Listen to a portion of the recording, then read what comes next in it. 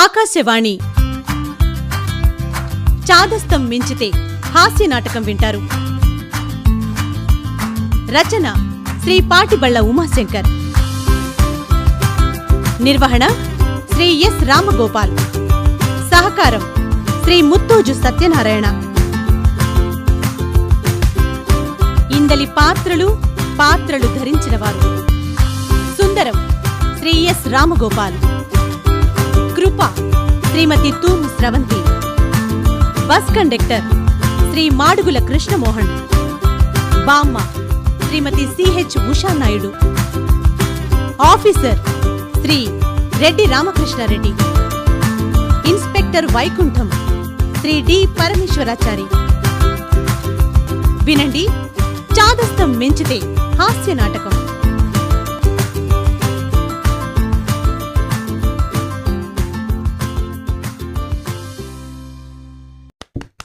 ఏమండి ఏమండి నిద్ర లేవండి. లేచి ఏం చేయాలి కృప? అయ్యో, ఆఫీసుకు వెళ్ళండి. వెళ్ళి ఏం చేయాలి? ఎప్పటిలా ఉద్యోగం చేయండి. ఆ క్లర్క్ ఉద్యోగం చేస్తుంటే బోర్ కొడుతుందోయ్.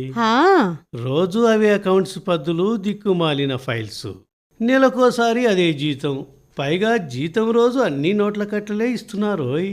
బస్సులో టికెట్ కొంటే చిల్లర లేదని కండక్టర్ ఇబ్బంది పెడుతున్నాడు తెలుసా? అందుకే చిల్లర సంపాదించడానికి ఓ అద్భుతమైన ఆలోచన వచ్చింది. చిల్లర దుకాణం పెడతారా ఏంటి? చిల్లర దుకాణం పెట్టినా అందరూ నోట్లే ఇస్తారుగా. చిల్లర ఇవ్వలేక నేను చావాలి. అందుకే నోట్ల సంబంధం లేని వ్యాపారం చేయాలి అనుకుంటున్నాను. ఈ ట్యాక్సులు కట్టే అవసరం లేకుండా దర్జాగా బిచ్చగాడిలా మారాలి అనుకుంటున్నాను. అయ్యో రామ, జూబ్లీహిల్స్ సెంటర్లో కూర్చొని బిచ్చమెత్తుకోవాలని అనిపిస్తుంది. నా ఈ కొత్త ఐడియా ఎలా ఉందంటావ్? నా మోకంలా ఉంది. ఎన్ని మందులు వాడినా నీ చాదస్తం ఇంకా తగ్గలేదు. బస్లో వెళ్ళడానికి చిల్లరకు ఇబ్బందిగా ఉందని బిచ్చమెత్తుకుంటారా? బంగారం లాంటి ప్రభుత్వ ఉద్యోగానికి రాజీనామా చేసి మరీ బిచ్చమెత్తుకుంటారా? సిగ్గులేదు మీకు? బిచ్చమెత్తుకునే వ్యాపారాన్ని తక్కువ అంచనా వేయకు కృప. మన నగరంలో దాదాపు 6,000 మంది దర్జాగా ముష్టి ఎత్తుకుంటున్నారని పేపర్లో పడింది చూడలేదా? రోజుకి ప్రతి ముష్టివాడు 1,000 రూపాయల చొప్పున సంపాదిస్తున్నాడంట. వాడు ఎలాంటి ఆదాయపు పన్ను, జీఎస్టీ కట్టడు. అంటే 2,000 చొప్పున మిగిలిపోతాయి. ఒక ముష్టివాడు నెలకు ఓ గజిటెడ్ ఆఫీసర్ కంటే ఎక్కువగా సంపాదిస్తున్నాడంట. మన నగరంలో ప్రతిరోజు ముష్టి వాళ్ళ టర్నోవరు 2 కోట్ల రూపాయలంట. ఆపుతారా మీ మిష్టిగోలా? చెప్పేది పూర్తిగా విను. నేను ఏ గుడి ముందు అడుక్కున్నా, ఇంటింటికి వెళ్ళి ముష్టి ఎత్తుకుంటే రకరకాల కూరలతో అన్నం దొరుకుతుంది. నీకు వంట చేసే పని తప్పుతుంది. మనం రోజు 2 కూరలతో తింటున్నాం కదా, అదే రోజుకి 6 రకాల కూరలతో కడుపు నిండా దర్జాగా తినొచ్చు. ఇక కర్రీ సెంటర్లలో 100లకు 100 తగిలేసే కూరలు కొనాల్సిన పని లేదు. హోటల్లో భోంచేసి 1,000కు 1,000 తగిలేయాల్సిన పని లేదు. బేరరికి టిప్పు ఇచ్చే బెడద కూడా తగ్గుతుంది. ఏమంటావు? ఆపండి మీ దిక్కుమాలిన ముష్టిగోలా. అంటే నా ప్రభుత్వ ఉద్యోగానికి రాజీనామా చేయకూడదంటావు? అవును, చేయకూడదు. ఒకవేళ నాకు చెప్పకుండా రాజీనామా చేస్తే నీకు విడాకులిచ్చేస్తాను. అసలు నిన్ను పెళ్లి చేసుకుందే నీకు ప్రభుత్వం కొలువుందని. అలాగా? అయితే నేను రాజీనామాను వెనక్కు తీసుకుంటానులే. అంటే ఆల్రెడీ నీ ఉద్యోగానికి రాజీనామా చేశావా ఏంటి? అవును, నిన్న ఆఫీసులో కూర్చొని పనిచేసి అలసిపోయాను. మధ్యాహ్నం దినపత్రికలో ముష్టివాళ్ళ గురించి చదివాను. ఇదేదో పెట్టుబడి లేని లాభసాటి వ్యాపారంలా ఉందని వెంటనే నా ఉద్యోగానికి రాజీనామా చేశాను. దానిని మా ఆఫీసర్ ఇంకా ఆమోదించలేదనుకో. ఏమన్నాడు మరి? ఏమంటాడు? నాకు చాదస్తం తగ్గలేదని మంచి డాక్టర్కి చూపించుకోమన్నాడు. నీలాగే నన్ను తిట్టు తిట్టాడులే. మంచి పని చేశాడు. మీ చాదస్తం తగలడా? రోజు రోజుకి అది ఎక్కువ అవుతోంది, కానీ తగ్గడమే లేదే. చాలా వరకు నా చాదస్తము తగ్గింది కదోయ్. మన ఇంటికి పాలు పోసేవాడు పాలల్లో నీళ్లు కలుపుతున్నాడని మొదట్లో అనుమానించేవాడిని. కాని ఈ మధ్య పాలలో థర్మామీటరు వేసి చెక్ చేస్తున్నాను. లీటర్ పాలలో వాడు ఎన్ని నీళ్లు కలుపుతున్నాడో సరిగ్గా తెలుసుకొని వాణ్ణి తిట్టేస్తున్నాను. దీనిని బట్టి నాకు చాదస్తం తగ్గిందని నీకు అనిపించడము లేదా? లేదండి, ఇంకా పెరిగింది. ఎలా? మనం మొన్న రైలులో తిరుపతికి వెళ్ళామా? ఉమ్, రైలు డ్రైవర్ తాగి డ్రైవ్ చేస్తున్నాడని అనుమానించావు. అవును, తప్పే ఉంది. నువ్వు రైలు ఇంజన్లోనికి వెళ్ళావు, అవునా కాదా? ఆ, అవును. డ్రంక్ అండ్ డ్రైవ్లో వాడే డిటెక్టర్తో ఆ రైలు డ్రైవర్ని అందులో ఊదమని గొడవ చేశారు. ఉమ్, దాంతో రైలు అర్ధగంట ఆలస్యంగా బయలుదేరింది. అందుకే మనం మనతో పాటు 100 మంది ప్రయాణికులు సేఫ్గా తిరుపతికి వెళ్ళాం. హ్మ్, ఏమో, ఆ రైలు డ్రైవర్ తాగొచ్చి ఆ రైలుని ఎదురొచ్చే రైలుకి గుద్దితే మనకే ప్రమాదం కదోయ్. ఆ, అందుకే ముందు చూపుతో అలా చేశాను. దానిని కూడా చేదస్తామంటే ఎలా? అబ్బబ్బబ్బబ్బబ్బా, మీతో వాదించడం కంటే నోరు మూసుకుంది మేలు. ఇక ఆఫీస్కు బయలుదేరండి. ఈ రోజు ఆఫీస్కి వెళ్ళాలని లేదోయ్, హ్మ్, బద్ధకంగా ఉంది. ప్రభుత్వం సంతాప సెలవు ప్రకటిస్తే బావుండు. ఎందుకు? ప్రభుత్వం సెలవు ప్రకటిస్తుంది కదా, హాయిగా ఇంట్లో పడుకోవచ్చని. హ్మ్, మీ చాదస్తం తగిలయ్యా. ఎవరో చేస్తే మనకు సెలవు వస్తుందని ఎదురుచూసే వింత మనిషిని మొదటిసారి చూస్తున్నాను. ఆహా, ఇలా ఇతరుల చావు కోరకండి. అది బంతిలా రివర్స్ గేర్లో వచ్చి మనకే తగులుతుంది. రివర్స్ గేర్లో తగిలేందుకు మన ఇంట్లో చనిపోవడానికి ఎవరున్నారోయ్? హ్మ్, మీ బామ్మగారున్నారుగా, ఆవిడ చేస్తే? ఆ ముసలిదానికి 99 ఏళ్లు నిండినా ఇంకా చావలేదు. మనల్ని చంపడానికి మరో 10 ఏళ్లు బతుకుతుంది. సెంచరీ మీద పడి రన్ను కొట్టందే మా వంశంలో ఎవ్వరూ ఇప్పటి వరకు అవుట్ కారు. మా తాతయ్య సెంచరీ కొట్టి మరో 10 రన్స్ కొట్టాడు. ఏంటేంటి, మీ తాతగారు 110 ఏళ్లకు చేర్చారా? ఆయన చావలేదు. హ్మ్, ఆయనకు సేవలు చేయలేక హ్మ్. పని మనిషే చంపింది. మరి ఆమె మీద పోలీస్ కేసు పెట్టలేదా? మాకు న్యాయం చేసిన ఆ పని మనిషికి మేమెందుకు అన్యాయం చేస్తాము? నేను సంతోషంతో ఆమెకు పట్టుచీరను బహుమతిగా ఇచ్చానులే. ఓహో, మీరు కూడా 100 ఏళ్ళు ఖచ్చితంగా బతుకుతారనే నమ్మకంతో లైఫ్ ఇన్సూరెన్స్ చేయించలేదా మహాశయ? అవును, నేను 100 ఏళ్లు ఖచ్చితంగా బతుకుతానని ఆ బ్రహ్మదేవుడు బాండు కాగితం మీద నోటరీ చేసి రాసిచ్చాడు. హ్మ్, అందుకే పాలసీ తీసుకుని డబ్బు తగిలేయలేదు. మ్హూ. రోజు రోజుకి ఖర్చులు మా బామ్మ వయసులా పెరుగుతున్నాయి కదా, అన్ని ధరలు పెట్రోల్ ధరల్లా బగ్గున మండిపోతున్నాయి కదా. హ్మ్, నువ్వు కార్ని కొని 6 ఏళ్ళు, దానిని ఇంట్లో దాచి బస్సులో ఆఫీస్కు వెళ్తున్నారు, ఇందుకేనా? అవును, కారులో ఆఫీసుకు వెళితే రోజుకు 200 రూపాయలు పెట్రోల్కి బొక్క. హ్మ్, అందుకే ఆర్టీసీ బస్సులో మహారాజులా దర్జాగా వెళుతున్నాను. అలాగా. మరి 10 లక్షలు ధారపోసి కారెందుకొన్నావు? నాకు కారు ఉందని గొప్పలు చెప్పుకోవడానికి. కర్మ కర్మ, మీ చాదస్తం రోజు రోజుకి పెరుగుతూనే ఉంది, హ్మ్. కాని తగ్గడమే లేదు. పెళ్లి చూపుల్లో వచ్చేటప్పుడు అది ఆవగింజంతలా ఉండేది, ఇప్పుడది గుమ్మడికాయంత పెరిగింది. ఎలా పెరిగింది? నా పెళ్లి చూపులకు అంతిమయాత్ర టెంపోలో మీ వాళ్ళతో వచ్చావు, అవునా? అవును. మా ఇంట్లో ఎవరో చచ్చారని అందరూ గుమికూడారు, అందరూ నవ్వుకున్నారు, మా పరువు అంతా పోయింది. అవును, మా వాళ్ళు 16 మంది. చిన్న టెంపో మాట్లాడితే 6000 చెప్పాడు. అదే శవాలను తీసుకెళ్లే అంతిమయాత్ర టెంపో 2000కే వచ్చాడు. పైగా అంతిమయాత్ర టెంపోవాడు ట్యాక్సీలాగా వేగంగా వెళ్లి యాక్సిడెంట్లు చేయడు. హ్మ్, చాలా మెల్లిగా నిదానంగా టెంపోను తోలుతాడు. మనం ఎందులో వచ్చాము అన్నది ముఖ్యం కాదు, ఎంత సేఫ్గా వచ్చాము అన్నది ముఖ్యం. మన పెళ్లి బరాతిని కూడా అంతిమయాత్రలో ఊరేగించాలి అనుకున్నాను. నీ పోరు పడలేక కారు బుక్ చేశాను. అబ్బబ్బబ్బబ్బా, నీతో వాదిస్తే నాకు తలనొప్పొస్తుంది. అందుకే రోజుకో తలనొప్పి బామ్ కొనుక్కోవాల్సొస్తుంది. త్వరగా ఆఫీస్కి వెళ్ళు, నేను కూడా ఆఫీస్కి బయలుదేరతాను. నాకు ఆఫీస్లో చాలా పనులున్నాయి, ఇప్పటికే లేట్ అయింది. సరే సరే, అలాగే.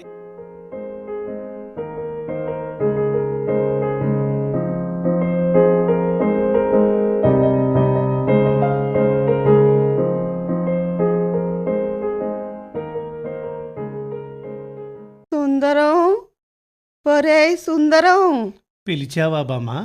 అవునురా సుందరం, ఇంకా ఆఫీసుకు బయలుదేరలేదా? ఇదిగో బయలుదేరుతున్నాను. కృప కూడా ఇప్పుడే తన ఆఫీస్కు బయలుదేరింది. అన్నట్లు నీకోసం ఓ పనిపిల్లని చూశానే బామ్మా. ఆ?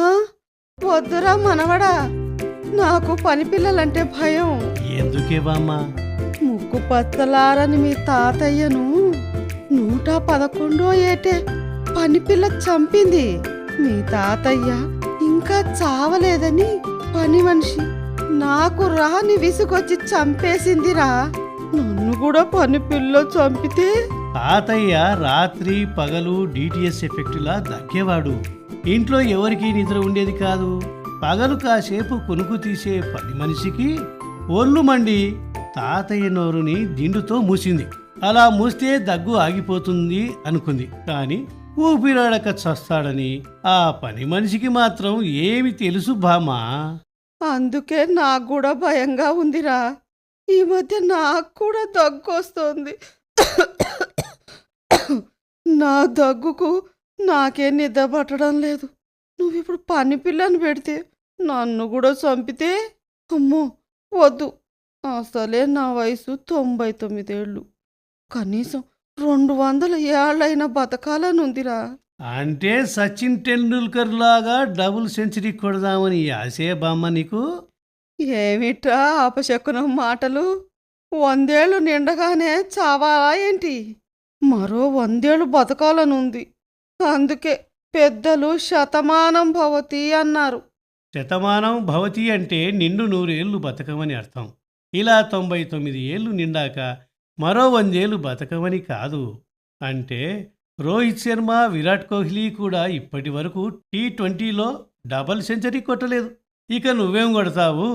నీకు కూడా నాలో సగం చాదస్తం ఉంది. అసలు ఈ చాదస్తం నీ వల్లే నాకు కరోనా వైరస్లా అంటుకుంది బామ్మ. అందరూ మన వల్లకు వారసత్వంగా ఆస్తులు ఇస్తారు. నువ్వు మాత్రం నాకు వారసత్వంగా ఈ చాదస్తం ఇచ్చావే.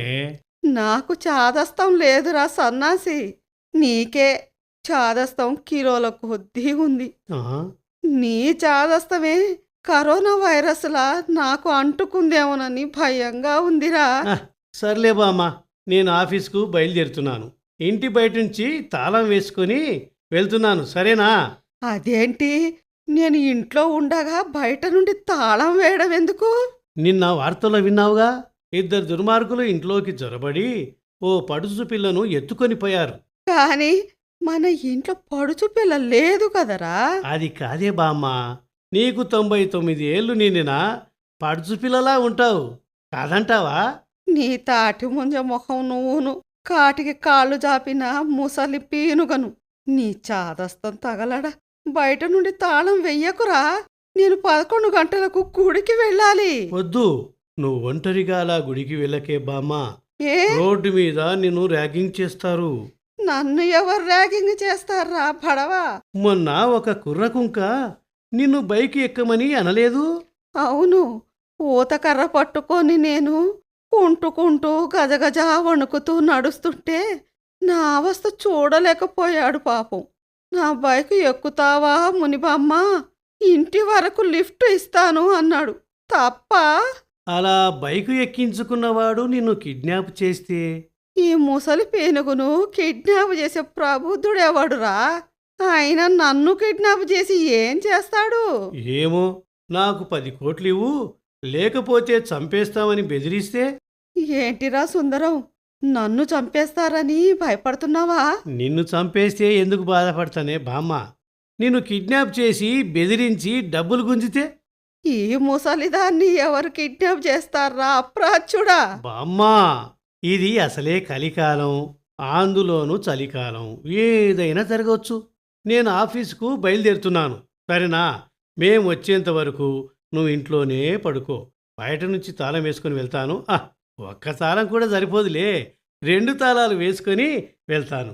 ఒకవేళ దుర్మార్గులు తాళాలను పగలగొట్టి ఇంట్లోకి జొరబడితే హెల్ప్ హెల్ప్, నన్ను రక్షించండి, నన్ను కాపాడండి అని గట్టిగా అరు. అంతేకాని దుర్మార్గులతో కబుర్లు చెప్పకు, సరేనా? ఆ, అలాగే. నువ్వు జాగ్రత్త నాయనా. అలాగే లేవే బామ్మ. ఆ.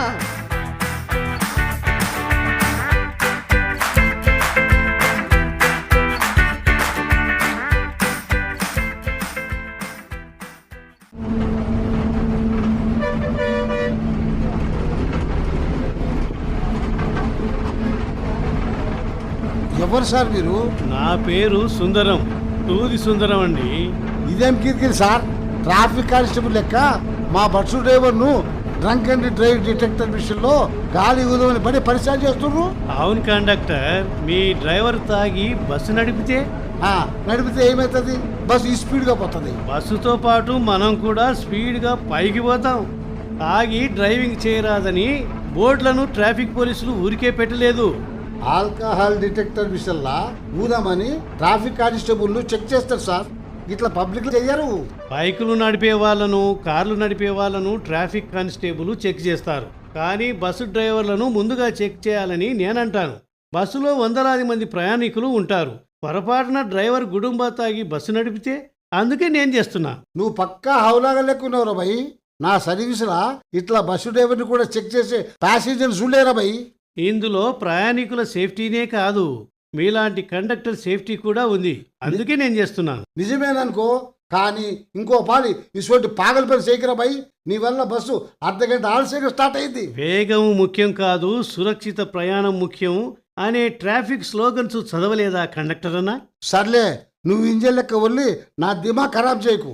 అందుకే మీరు కూడా ఈ ఆల్కహాల్ మిషన్లో ఊదండి. నేనెందుకు ఊదలరా భయ్? నేను కండక్టర్ను. డ్రైవర్ లెక్క నేనేమైనా బస్సులు తోలుతున్నా అనుకున్నావా? మీరు కూడా తాగిన మైకంలో ఎక్కువ ఛార్జీలు మా దగ్గర వసూలు చేస్తే 10 రూపాయల టికెట్ బదులు 20 రూపాయల టికెట్ కొడితే పబ్లిక్కి ఎంత లాస్ వస్తుంది? నేనెందుకు తాగి డ్యూటీ చేస్తారా భయ్? నేను పాలు చాయ్ పానీ కూడా తాగా. మందు తాగే వాళ్ళే చాయ్ పానీ తాగరు. ముందు ఇందులో ఊదనా? హేయ్, నీ చేదస్తో నా దగ్గర చూపుకరా భయ్. నా పెళ్ళం నన్ను కొట్టింది, అసలే నా సంఖ్య తిరిగింది. ఇంటికి నువ్వు ఎడికి పోవాలి? కోటికి పోవాలి. టికెట్ కొనమాలా? బస్సు ఎక్కగానే టికెట్ కొన్నాను. బోనీ చేసింది నేనే అన్నా. గట్లనా? అయితే ఇది టికెట్ చూపించు. కొన్నానని చెప్తున్నానుగా. నా మాట మీద నమ్మకం లేదా? చూడు, నా కళ్ళలో నిజాయితీ ఎంత ఎర్రగా ఉందో. నీ కళ్ళల్లా కంటి కూసులే కనిపిస్తున్నాయి. నిజాయితీ అనేది కన్నీళ్ళా? కళ్ళల్లో కన్నీళ్ళు చూసినట్టు చూడలేను. బేకారు మాటలాపి ముందు టికెట్ కొను. అంటే నా మాటలు నమ్మరా? నీ మాటలు నమ్మనికి నువ్వేమైనా సత్యానిచ్చేది బావమరిదివా? నువ్వేమైనా నా దోస్తు గారివా? బావమరిదివా? అసలు నువ్వు ఎవర్రా భయ్? నీ బట్టే బాజు మాటలు నేనెందుకు నమ్మాలే? టికెట్ చెక్ చేయడం నా డ్యూటీ. తీసి వస్తే నా కొలువు పోతుంది. ముందు టికెట్ చూపించు. చూపించను. నేను చాలా మంచివాడినని స్కూల్లో బోనఫైడ్ సర్టిఫికేట్ ఇచ్చారు. కావాలంటే అది చూడు. నేను ఎంఏలో గోల్డ్ మెడలిస్ట్ని. కావాలంటే అది చూడు. నాకు బెస్ట్ అకౌంటెంట్ అనే అవార్డు వచ్చింది. కావాలంటే ఇది చూడు. అవన్నీ నాకెందుకురా భయ్? నువ్వు కొన్న టికెట్ చూపించు చాలు. చూపించను. మీరు మమ్మల్ని సేఫ్గా గమ్యస్థానం చేరుస్తారనే నమ్మకంతో బస్సు ఎక్కామా? మీరు కూడా ప్యాసింజర్లను నమ్మాలి. ఇలా టికెట్ చూపించని ప్యాసింజర్లను అనుమానించొద్దు. అందరి ముందు అవమానపరచొద్దు. ఇలా నన్ను హట్ చేస్తే మీ మీద కోర్టులో పరువు నష్టం దావా వేస్తాను. అరే వేసుకో, ముందు టికెట్ చూపించు లేదా కొను. చూపించకపోతే ఏం చేస్తావు? మెడపెట్టి బయట నూకేస్తాను. పొద్దుగానే పాగలగాడు తగులుకున్నాడు భయ్. డ్రైవర్ సాబ్, ముందు బస్సు ఆపు, నేను బయట నూకేస్తా. బస్సు ఆపకు. ఇప్పటికే చాలా ఆలస్యమైంది. ఇదిగో నేను కొన్న బస్ టికెట్. నేను నిజాయితీ పరుడిని అని ఇప్పటికైనా నమ్ముతావా లేదా? అరే, గీదేదో ముందే చూపిస్తే గీ లొల్లి ఉండేది కాదు కదా. అయినా టికెట్ కొని బూట్ల సాక్షులలో పెట్టుకున్నావేంద్రా భయ్? అది టికెట్ పెట్టుకునే లాకరా? పర్సులో పెట్టుకుంటే పిక్ ప్యాకెటర్లు పర్సు కొట్టేస్తారని భయం. అందుకే టికెట్ని పర్సులో పెట్టుకోను. పర్సును జేబులోనే పెట్టుకోను. పర్సుని కూడా సాక్స్లో పెడతాను. అందుకే ఇప్పటి వరకు ఏ పిక్ ప్యాకెటర్ కూడా నా పర్సు కొట్టేయలేదు తెలుసా? ఒక ఏళ నీ కార్డు మొక్కినట్టు నటించి నీ టికెట్ కొట్టేస్తే? అందుకే బస్ పాస్ కూడా తీసుకున్నాను. ఇదిగో బస్ పాస్. అరే, బస్సు పాస్ ఉండగా మరి దిమాగ్ లేనట్లు టికెట్ ఎందుకున్నావునా? ఫ్యాన్కి డబుల్ బాల్ బేరింగ్లు ఉన్నట్లే నాకు డబుల్ ఆలోచనలు ఉంటాయి. అందుకే ప్రతి నెల బస్ పాస్ తీసుకుంటాను. అది పోస్ట్ అనే సేఫ్ సైడ్లో రోజు టికెట్ కూడా కొంటాను. దీనిని అందరూ చాదస్తామంటారు, కానీ నేను ముందు చూపని అంటాను. చూశావా నేను ఎంత గొప్ప మేధావినో? ఇలాంటి మేధావితో ఇంతసేపు మాట్లాడడం నీ అదృష్టం అనుకో. చీనీ అంకమ్మ, నీ అసలు దేడి దిమాగ్గాన్ని నా సర్వీస్లో చూడలేదురా భయ్. ఇప్పుడు చూసావుగా.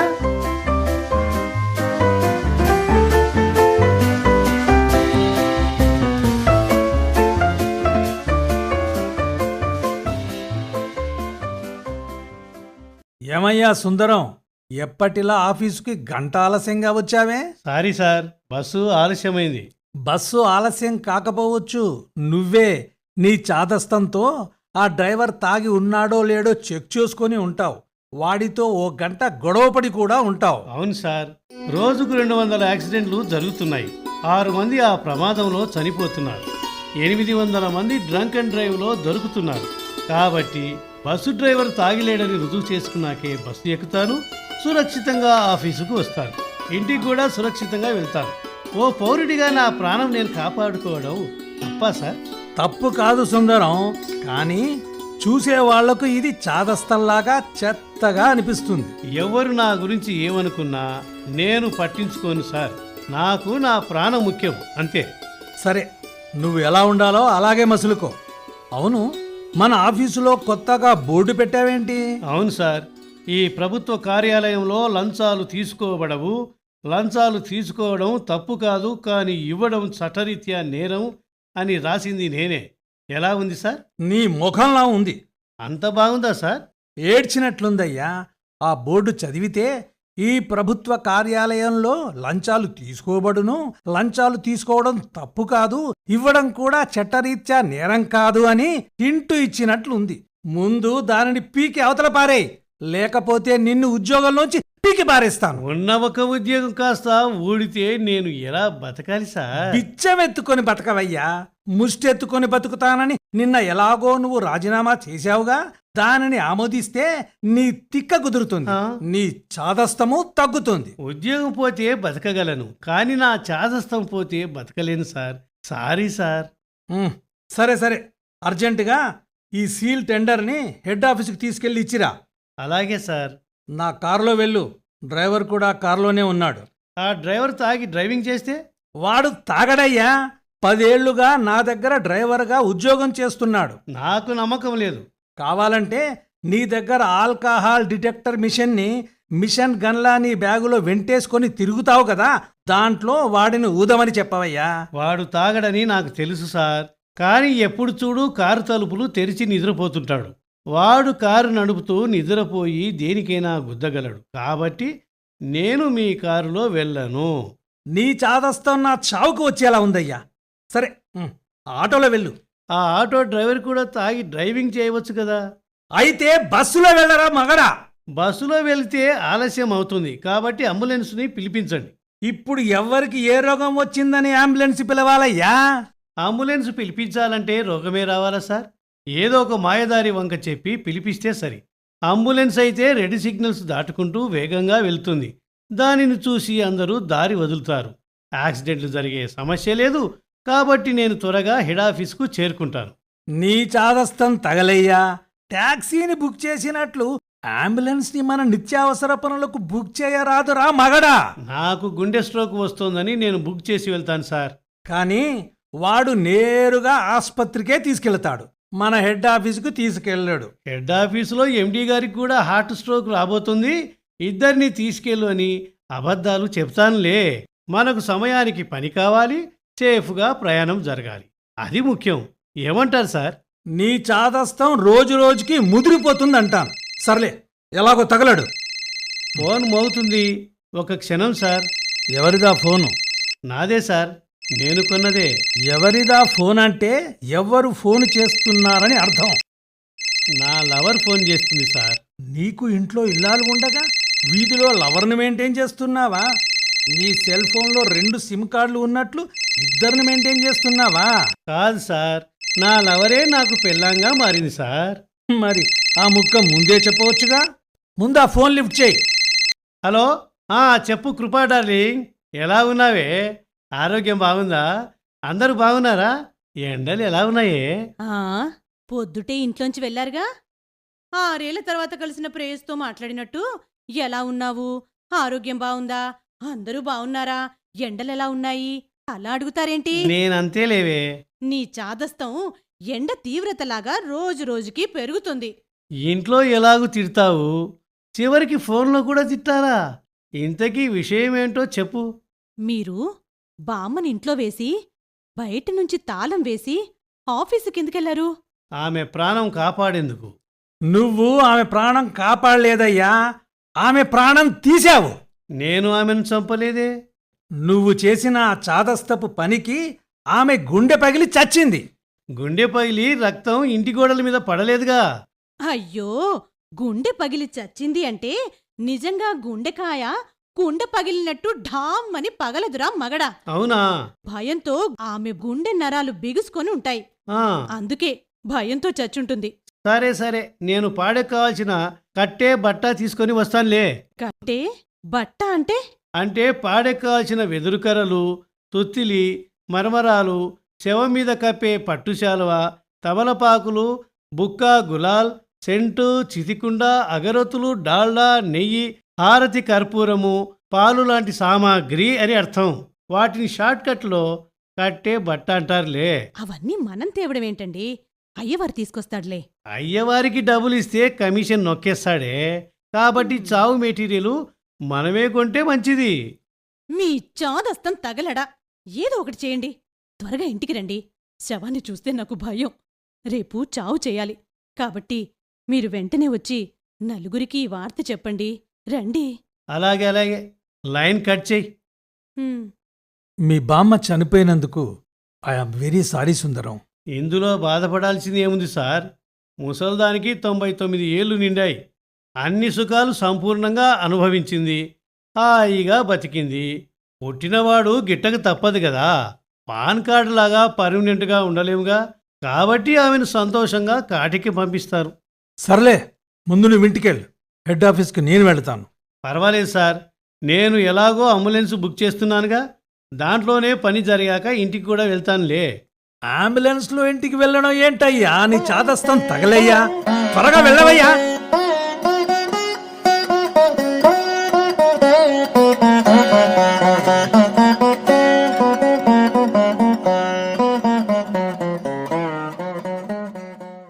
కృపా, ఇదిగో బామ్మ చావుకు కావలసిన కట్టే బట్ట తీసుకొచ్చాను.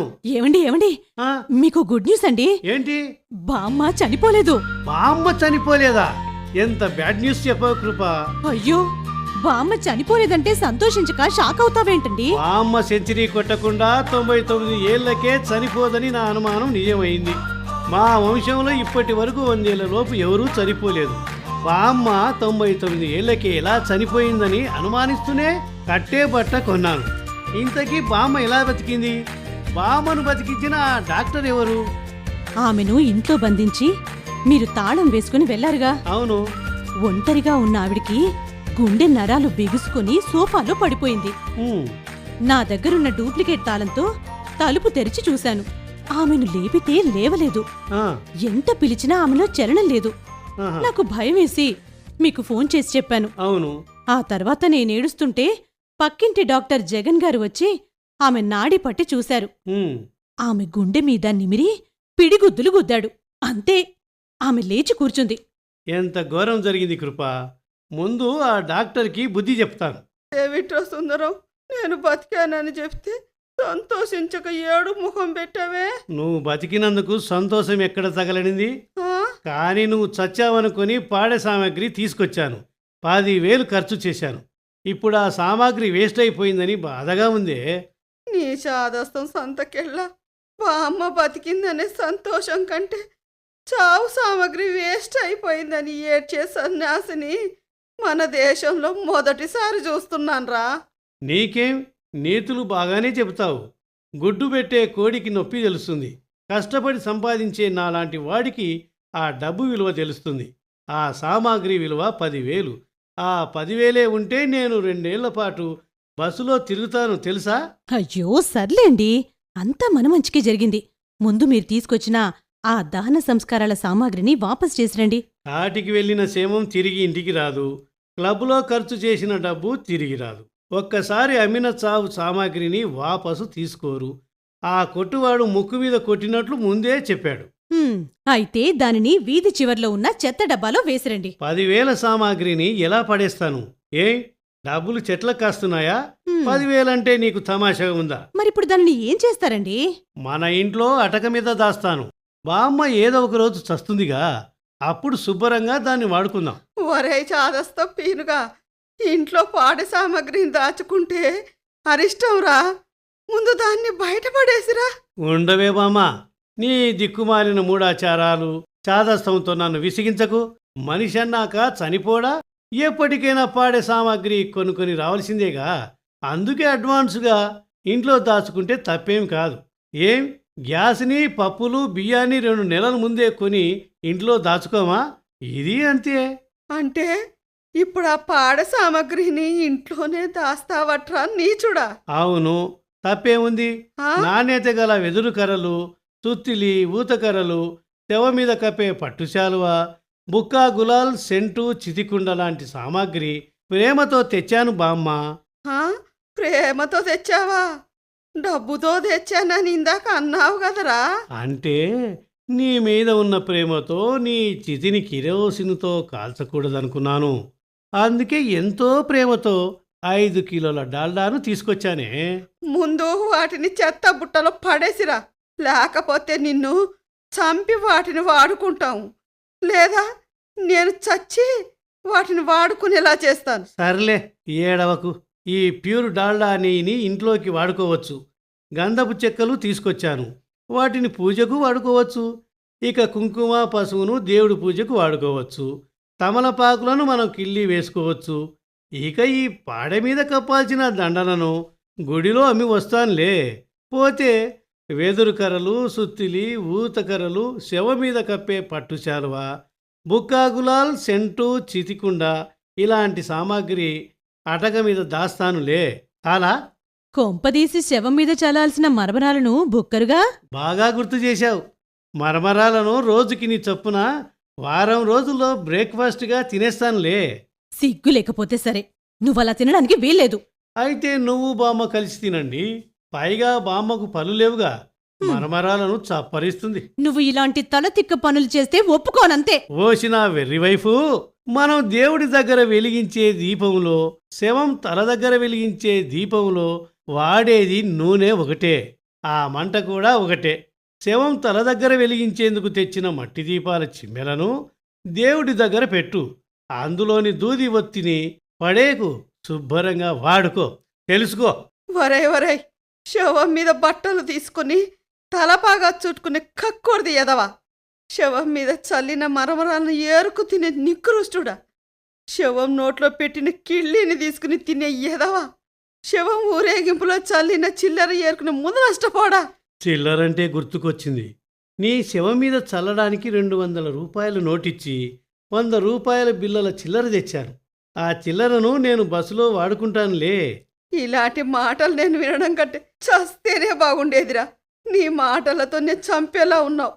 ఇలాంటి దిక్కుమాలిన మాటలు వినడానికా ఆ దేవుడు నన్ను బతికించింది? అవునండి, ఇలా పాడి సామాగ్రిని ఇంట్లో దాచడం అరిష్టం. లేని కష్టాలు క్యూ కట్టుకుని వస్తాయి. వాటిని పడేసిరండి. నా కంఠంలో ప్రాణముండగా పడేయను. దానిని ఎవరికో ఒకరికి అమ్ముతాను. కావాలంటే అప్పటి వరకు వాటిని మన వాకిట్లో పెడతాను. ఊరుకుండు. కర్మ కర్మ, నీ కూడా మీ తాతయ్య చాదస బుద్ధులు వచ్చినాయిరా సచ్చినోడా. మరి తాతయ్యను తప్పుపట్టు, నా కాలం ఎందుకు పడతావు బామ్మా? ఇంతకీ తాతయ్య ఏం చేసేవాడు బామ్మా? ఆవు ఈనితే దూడను కట్టేసేవాడు. ఎందుకు కట్టేయడు? ఆవును కట్టేస్తే సరిపోతుందిగా. పాలు తాగే ఆ లేగదూడా తల్లిని వదిలి పోదుగా. కాని ఆ చాదస్తపు మనిషి మరోలా ఆలోచించేవాడు. దూడను కట్టేస్తే పాలివ్వడానికి ఆవు ఎక్కడికి పోదనే చచ్చు తెలివితేటలు. అందులో తప్పేముంది బామ్మా? కరెక్టే కదా. దూడను కట్టేస్తేనే ఆవు ఎక్కడికి పోదు. కానీ అందరూ రివర్సులో ఆవును కట్టేస్తారు. చూసావా అమ్మా కృప, వీడి చాదస్తపు మాటలు. ఉమ్, నేను రేపో మాపో పోతాను. కాని ఇలాంటి వాడితో నువ్వు ఇంకా 70 ఏళ్ళు ఎలా ఏగుతావే తల్లి? చాలా సంతోషంగా ఏగుతుందిలే బామ్మా. నీకెందుకు ఇంత బాధ?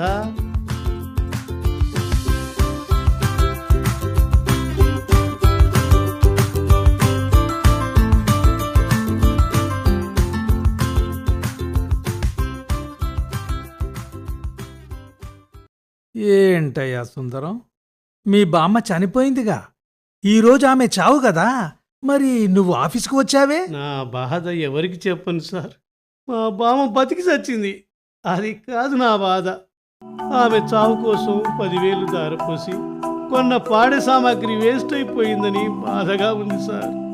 నీ బండబడా అలా ఏడవకయ్యా, నాకు నవ్వొస్తోంది. బామ్మ కంటే నీకా 10,000 ఎక్కువయ్యాయా? నాతో అన్నావు కాబట్టి సరిపోయింది గాని మీ బామ్మ ముందు వాగి చావకు, గుండె పగిలి చస్తుంది. ముందుగా మా బామ్మతోనే చెప్పాను, గుండె పగిలి చావలేదే. అలా చచ్చినా బాగుండేది. పాడే సామాగ్రిని శుభ్రంగా వాడుకునేవాడిని. చాలేవయ్యా, నీ చాదస్తంతో నాకు చిరాకు తెప్పించకు. అన్నట్లు ఆసుపత్రిలో చావు బతుకులో ఉన్న మీ తాతగారు ఎలా ఉన్నారు సార్? వారం రోజులుగా వెంటిలేటర్ మీదే ఉన్నారు. త్వరలోనే కోలుకుంటారని డాక్టర్లు ఊరిస్తున్నారు. మీరు మరోలా అనుకోకండి. మనం కేసు గెలుస్తామని కొందరు లాయర్లు ఊరించి చివర్లో ఓడిస్తారు. ఇంకొందరు డాక్టర్లు కూడా అంతే. పేషెంట్ బతుకుతాడని చివర్లో చావు కబురు చల్లగా చెబుతారు. ఈలోగా వాళ్ళ ఫీజులు వసూలు చేసుకుంటారు. మనం వాళ్ళ అబద్ధాలు నమ్మకూడదు సార్. మా బామ్మ కోసం నేను కొన్న సెకండ్ హ్యాండ్ పాడే సామాగ్రిని మీకు అమ్ముతాను. మీ తాతయ్య కోసం కొనుక్కోండి. 10,000 పెట్టి కొన్నాను. 10% డిస్కౌంట్ ఇస్తానులే. ఓరి దుర్మార్గుడా, నీ బామ్మ కోసం కొన్న పాడే సామాగ్రిని నా తాతయ్య పాడే కోసం కొనాలా? ఆ, దానికోసం నేను నా తాతయ్యను చంపుకోవాలా? నువ్వు మరోసారి ఇలాంటి చాదస్తపు మాటలు మాట్లాడితే నీ నాలుక తెగ్గొస్తాను. నువ్వు లంచాలకు మరిగావని డిస్మిస్ చేసేస్తాను. జాగ్రత్త. కోప్పడకండి సార్. ఈరోజు కాకపోయినా రేపైనా మీ తాతగారు చావక తప్పదు కదా.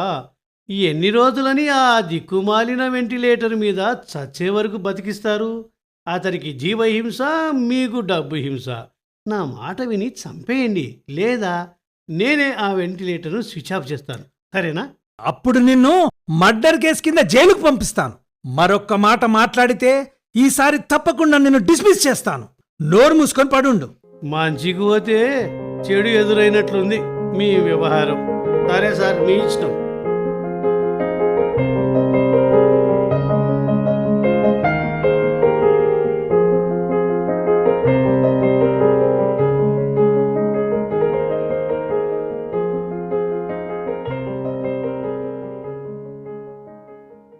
ఏంటండి, ఎన్నడూ లేనిది అంత సంతోషంగా ఉన్నారు? అవును కృప, మనిషికి చలి జ్వరం పెరిగినట్లు నా సంతోషం 200 డిగ్రీలు పెరిగిందనుకో. మ్మ్, ఏదైనా శుభవార్త ఉందా? అవును, బామ్మ చావు కోసం తెచ్చిన పాడే సామాగ్రిని చెత్తబుట్టలో పడేయమని మీరిద్దరూ నసబెట్టారుగా. అవును. మీ మాటలు విని ఉంటే 20,000 నష్టపోయేవాడిని తెలుసా? అంటే ఆ దిక్కుమాలిన పాడి సామాగ్రిని చివరికి 20,000కి అమ్మేశారా? అవును, శవాన్ని మోసుకెళ్లే విక్రమార్కుడిలా ఆ పాడెను మోసుకెళ్లాను. 10,000కు కొన్న ఆ సామాగ్రిని సెకండ్ హ్యాండ్లో 20,000కు అమ్మాను. వాళ్ళు దాని క్వాలిటీ చూడలేదు, క్వాంటిటీ కూడా చూడలేదు. చావు కదా, ఎవరి ఏడుపులో వాళ్ళున్నారు. 10,000 సామాగ్రిని 20,000కు అమ్మాను. 10,000 డిస్కౌంట్ ఇవ్వాలనుకున్నాను, కానీ 20,000 చెప్పగానే బేరమాడకుండా గబగ్గిన కొనేశారు. అంతేలేండి, శవాన్ని పక్కన పెట్టుకుని ఎవరు మాత్రం కూరగాయలు కొన్నట్లు బేరమాడతారు? ఈ వ్యాపారం లాభసాటిగా తోస్తుంది. నా దిక్కుమాలిన క్లర్కు ఉద్యోగానికి రాజీనామా చేసి పాడె సామాగ్రి అమ్మే వ్యాపారం ఆన్లైన్లో పెడితే బాగుంటుందని నాకు అనిపిస్తుంది. నువ్వేమంటావు? అయ్యో, మళ్ళీ నీ చాదస్తం మొదలు పెట్టావా? రోజుకో కొత్త వ్యాపారం చేస్తానని ఆలోచిస్తారు. అవును, తప్పేమి? మొన్నటికి మొన్న లాభసాటిగా ఉందని బిచ్చమెత్తుకుంటానన్నావు. ఆలోచించాను. ఇప్పుడు పాడి సామాగ్రి వ్యాపారం చేస్తానని మొదలు పెట్టావా? నీ చాదస్తం తగిలయ్యా. నాకెందుకు ఇలాంటి కొత్త కొత్త ఆలోచనలు వస్తున్నాయంటావు? ఆడవాళ్లు నీళ్ళొసుకుంటే వాంతులొస్తాయి.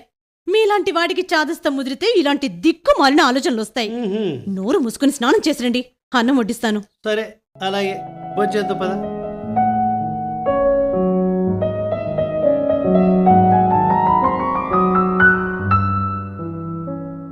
అదేమిటి మన ఇంటి ముందు పోలీస్ జీప్ ఆగింది? ఆ? పోలీసులు తుపాకులు పట్టుకుని వస్తున్నారేంటి? అయ్యయ్యో, ఏదో తీవ్రవాది ఇంటిని చుట్టుముట్టినట్లు మన ఇంటిని పోలీసులు చుట్టుముడుతున్నారేంటి? అవునండి, నిజంగానే పోలీసుల్లో ఉన్నారు. ఇంట్లోకి అలా బిరబిరా జొరబడుతున్నారేంటండి? కొంపదీసి ఆ పాడి సామాగ్రిని అమ్మడానికి నువ్వెవరినైనా మర్డర్ చేశావా? పాడ సామాగ్రిని అమ్మడానికి నేను శవాలను పుట్టించడం ఏంటి? నోరు మూసుకో. పోలీసులు వింటే నిజమే అనుకుంటారు. ఏమ్రా సుందరం అంటే నువ్వేనాబే? అవును సార్, నేనే సుందరం, సూది సుందరం. గ్లాడ్ మీట్ యూ ఇన్స్పెక్టర్ గారు. మీ పేరు? చెప్పనురా. మీకు చెప్పే పని లేకుండా మీరు వేసుకునే యూనిఫామ్ షర్టు బ్యాడ్జ్ మీద రాసుంది వైకుంఠం అని. Glad to see sir. Take hand ఇవ్వండి. ముందుగా అడిగిన దానికి జవాబు చెప్పే. అడగండి సార్. పసిఫిక్ సముద్రం లోతు ఎంతో అడగండి. మన దేశంలో పొడవాటి బ్రిడ్జి ఎక్కడుందో అడగండి, చెప్తాను.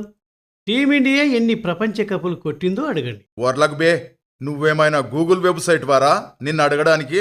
ఇవాళ పొద్దుగాల సనత్ నగర్లో జరిగిన యాక్సిడెంట్ వాళ్లకు పాడెకట్టే బట్టను అమ్మింది నువ్వేనా? అవును, 20,000కి అమ్మాను. ఆన్లైన్ ద్వారా మరీ అమ్మాను.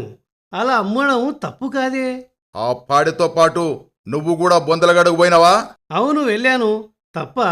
దానికి కాదురా, నువ్వు మర్డర్ చేసినందుకు అరెస్ట్ చేయబోతున్నాను. ఆ? నేను మర్డర్ చేయడం ఏంటి సార్? పైగా అది మర్డర్ కాదు, రోడ్ యాక్సిడెంట్. బైక్ మీద వెళ్తున్న వాడిని కారు ఢీ కొట్టిందంట. తెలుసు బిడ్డ, యాక్సిడెంట్లా కనిపించే మర్డర్. ఇసుంటి మర్డర్లు ఇప్పటిదాకా 8 జరిగినాయి. ఇవి రియల్ ఎస్టేట్ వాళ్ళ మీద జరుగుతున్న వరుస మర్డర్లు. మీరు చెప్పేది ఆర్ట్ ఫిల్మ్ లాగా గజిబిజిగా ఉంది. కొంచెం అర్థమయ్యేటట్లు కమర్షియల్ సినిమా లాగా చెప్పండి సార్. ఇంతకుముందు హైదరాబాద్లో బనియన్ గ్యాంగ్ దొంగలు ఉంటుండే. ఈ ఇన్స్పెక్టర్ వైకుంఠం ఉక్కు పాదంతో వాళ్ళని తొక్కేసిండు. ఉక్కు పాదంతో తొక్కేశారంటే మీరు ఇనుప బూట్లు వాడతారా సార్? చెప్పేది విన్బే, ఆ బనియన్ గ్యాంగ్ స్థానంలో ఇప్పుడు మిడ్డీ గ్యాంగ్ తయారైంది. బనేన్ గ్యాంగ్ లాగే మిడ్డీ గ్యాంగ్ అనేది ఇప్పటి వరకు 8 హత్యలు చేసిందని పేపర్లో చదివాను. నిజమే.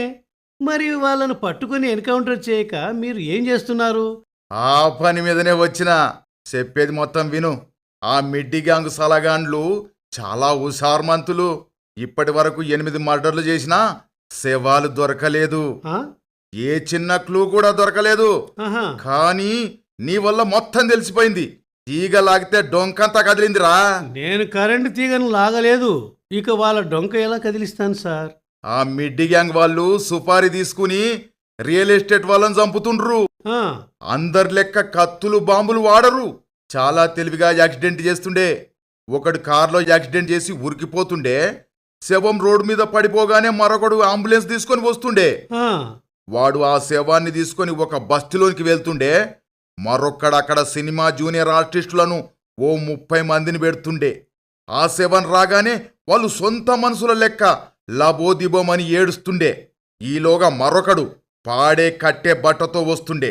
మన సాంప్రదాయబద్ధంగా ఆ శవాన్ని పాడె మీద పడుకోబెట్టి డప్పులతో ఊరేగించి బొందలగడ్డకు తీసుకొని పోతుండే.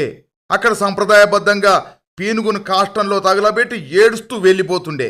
మరుసటి రోజు వచ్చి ఆ బొక్కలను కుండలో తీసుకొని పోయి మూసీ నదిలో కలుపుతుండే. చనిపోయిన వాడి పెండ్లాం పిల్లలొచ్చి మాకు కంప్లైంట్ ఇస్తుండే. ఇంత జరుగుతున్నానా ఇన్స్పెక్టర్? అందుకే మాకు శవం దొరికేది కాదు. ఏ ఒక్క చిన్న క్లూ కూడా దొరికేది కాదు. మా కండ్ల ముందే సీసీ కెమెరాల ముందే ఆ బద్మాస్ గాండ్లు ఇంత తెలివిగా శవాలను మాయం చేస్తుండే. నిజమే సార్. పోలీసుల కంటే ఎక్కువగా మిడ్డీ గ్యాంగ్ వాళ్ళు అప్డేట్లో ఉన్నారు. ఇంతకీ అలాంటి నొటోరియస్ క్రిమినల్స్ని ఇంకా ఎందుకు పట్టుకోలేదు సార్? అందులో ఒకడిని ఇప్పుడు పట్టుకున్నాంగా. ఇంతకీ వాడెవరు సార్? ఇంకెవరు, నువ్వెర సువర్. ఆ? శవం రాగానే పాడె కట్టే బటన్ తీసుకొచ్చి నువ్వు దొరికావుగా. అరే, నిన్ను అరెస్ట్ చేసి 3rd డిగ్రీలో చెడ్డీ పగల కొడితే మిడ్డీ గ్యాంగ్ పేర్లు చెప్తావు. You are under arrest. Sir, నేను మిడ్డీ గ్యాంగ్ సభ్యుడినేంటి?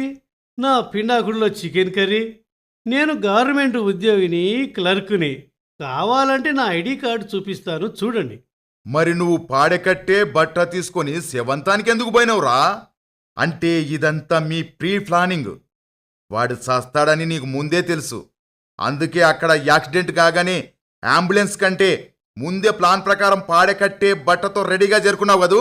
ఓరి నాయనోయ్, మా బామ్మ చనిపోయిందని తెలిసి తొందరపడి పాడే సామాగ్రిని 10,000 కొన్నాను. ఆ సామాగ్రిని పడేయడానికి ఇష్టం లేక దానిని వాళ్లకు అమ్మాను సార్. అంతే సార్. ఎవడైనా పాడెకట్టే బట్టని పాడేస్తాడు, కానీ సెల్ ఫోన్ అమ్మినట్లు సెకండ్ హ్యాండ్లో అమ్ముతారా? నన్ను ఔలగాన్ని చేయలేవు. ఎందుకంటే నేను పుట్టుకతోనే హుషారుగాన్ని. నా మాటలు నమ్మండి సార్. నేను వేసుకున్న నా సెడ్డీ మీద ఒట్టేసి చెప్తున్నాను, నాకు ఆ మిడ్డీ గాంగికి ఎలాంటి సంబంధాలు లేవు. సక్రమ సంబంధాలు లేకపోయినా అక్రమ సంబంధాలుండొచ్చుగా. సక్రమ సంబంధాలు లేవు, అక్రమ సంబంధాలు లేవు, దురాక్రమ సంబంధాలు కూడా లేవు. నా మాటలు నమ్మండి సార్. నీ కామిక్ కథలు నమ్మడానికి నేను ప్రేక్షకుణ్ణి కాదురా. ఇన్స్పెక్టర్ వైకుంఠం.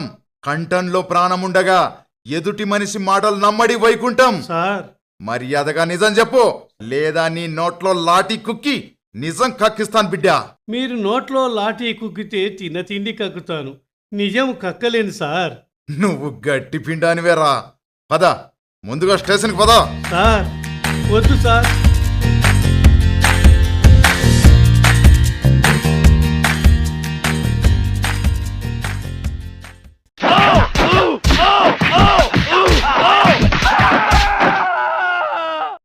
ఇలా డార్క్ సెల్లో వేసి తీవ్రవాదిని కొట్టినట్లు కొడతారేంటి ఇన్స్పెక్టర్ గారు?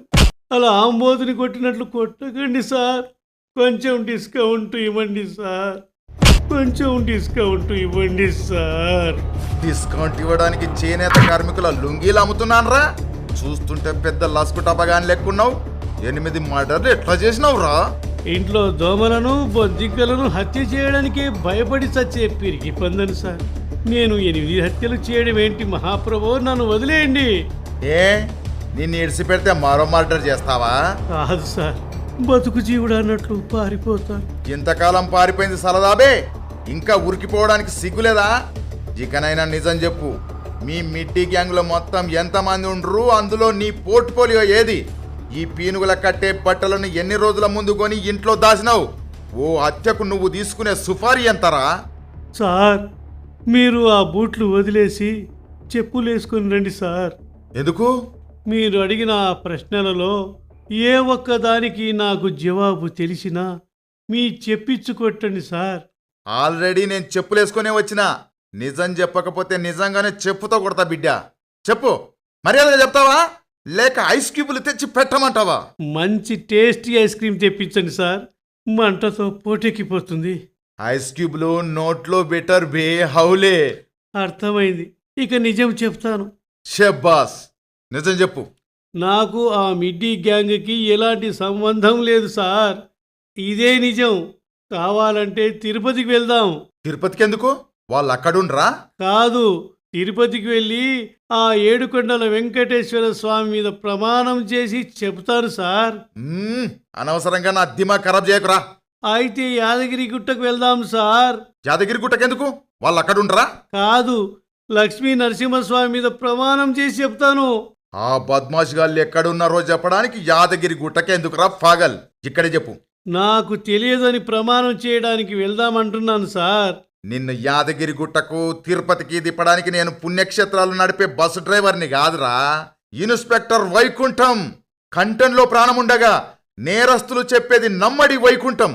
అయితే నన్ను బారుకి తీసుకెళ్ళి ఫుల్ బాటిల్ తాగించండి సార్. అంటే నీకు పీకల దాంకా దాగించి మస్కా కొడితే నిజం చెప్తావా? కాదు, తాగినోడు నిజాలు చెబుతారుగా. నాకు పీకల వరకు తాగించినా ఇదే చెబుతాను కాబట్టి. అసలు నిజం ఏమిటంటే నాకు తెలియదు. నాకు ఆ మిడ్డీ గ్యాంగ్కి ఎలాంటి సంబంధం లేదు కాబట్టి. నువ్వు ఇలా చెప్పవురా? నీ నవనాడుల్లో పెట్రోల్ పోస్తే రక్తం జిమ్ముతుంది, అప్పుడు నిజం చెప్తావు. వద్దు సార్, నా ఒంట్లోంచి ఒక రక్తం చుక్క రాలినా మన హైదరాబాదులో వానలు పడవు సార్. అంత కంపుగా ఉంటుందా నీ నెత్తురు? కాదు, దేవుడు లాంటి నా ఒంట్లోంచి ఒక్క రక్తం చుక్క నేల మీద రాలినా వానలు కురవవు, కరువు కాటకాలు వస్తాయి, కలియుగమే అంతమవుతుంది సార్. ఇన్ని బట్టెబాజ్ మాటలు చెప్పడం కంటే నిజం చెప్పొచ్చు కదరా. నమస్తే ఏసీపీ సార్, చెప్పుండ్రి. ఇన్స్పెక్టర్ వైకుంఠాన్ని మాట్లాడుతున్నా. అవును సార్, మిడ్డీ గ్యాంగ్ వాళ్ళు దొరికిండ్రా? నిజం ఒప్పుకుండ్రా? అయితే నేను అరెస్ట్ చేసిన సుందరంగాడికి వాళ్లకు ఏ సంబంధం లేదా? అట్లనే సార్, విని ఇడ్చి పెడతాను సార్. ఇన్స్పెక్టర్ సార్, మిడ్డీ గ్యాంగ్ వాళ్ళు దొరికారా సార్? దొరికిండ్రు. పాపం, నీ అసొంటి బకరగాన్ని అనవసరంగా కొట్టిన తమ్మి, సారీ. నేను నిర్దోషినని ఇప్పటికైనా నమ్ముతున్నారా సార్? నమ్ముతున్నాను కాబట్టే ఈడ్చి పెడుతున్నా. ముందు ఆ బట్టలేసుకొని మీ ఇంటికి పో. Thank you sir. అందుకే పెద్దలు అంటారు, నిజం నిలకడ మీద తెలుస్తుంది, అబద్ధం ఆదరాబాదరగా తెలుస్తుందని. ఇక దిమాగ్ ఖరాబ్ చేయకుండా పోరా. వెళ్తున్నాను సార్. కానీ నాకు చిన్న డౌట్ సార్. ఏంటది? నా పేరు సుందరం. నేను చాలా సుందరంగా ఉంటానని మా బామ్మ నాకు ఆ పేరు పెట్టింది. అలాంటి నన్ను చూసి నేరస్తుడిని మీరు ఎందుకు అనుమానించారు సార్? నువ్వు చూడ్డానికి వెర్రిబాబులోడి లెక్కున్నావు. నీతో 2 నిమిషాలు మాట్లాడితే పక్కా హులగాడివని తెలుస్తుంది. కానీ నీ చాదస్తం పనులే అనుమానించేలా చేస్తున్నాయి. అదేలా సార్? ఎంత మెంటల్ గాడైనా పాడే కోసం కొన్న కట్టే బట్టను పారేయకుండా సెకండ్ హ్యాండ్లో అమ్ముతారా? నువ్వు కట్టే బట్టను వాళ్ళకి అమ్మినావు కాబట్టి నిన్ను అనుమానించినా. అదే నువ్వు అమ్మలేదనుకో ఇంత ఆగమాగం అయ్యేదా? మరోసారి ఈసుంటి దేడ్ దిమాగ్ పనులు చెయ్యకు. నిజమే సార్, మా బామ్మ చెప్పింది నిజమే.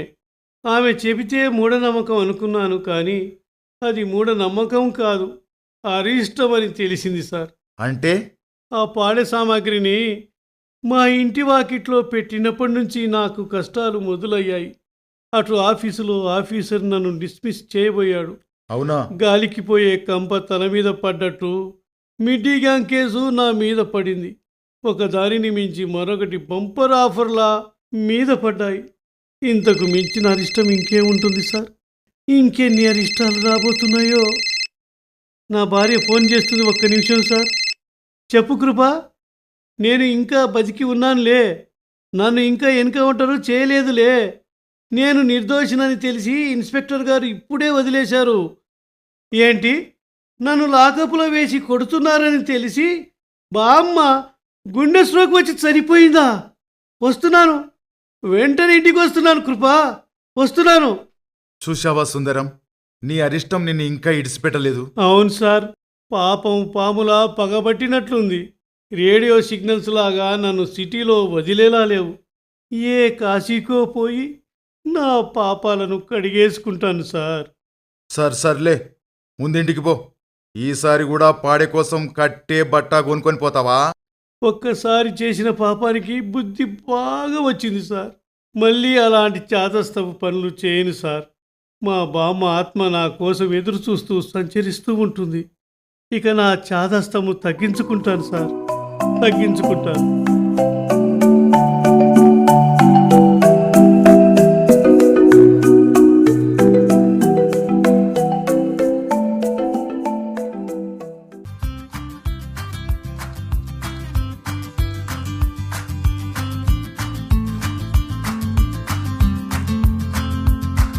ఇంతవరకు చాదస్తం మించితే హాస్య నాటకం విన్నారు.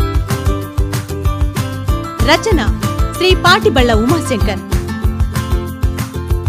నిర్వహణ శ్రీ ఎస్ రామగోపాల్. సహకారం శ్రీ ముత్తోజు సత్యనారాయణ.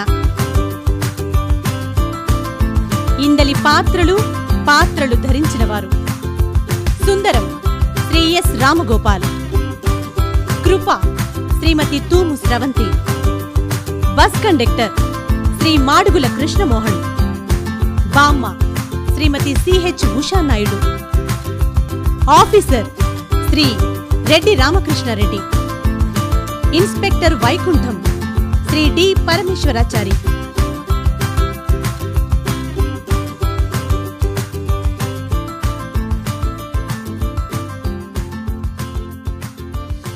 ఈ కార్యక్రమం ఆకాశవాణి హైదరాబాద్ కేంద్ర సమర్పణ.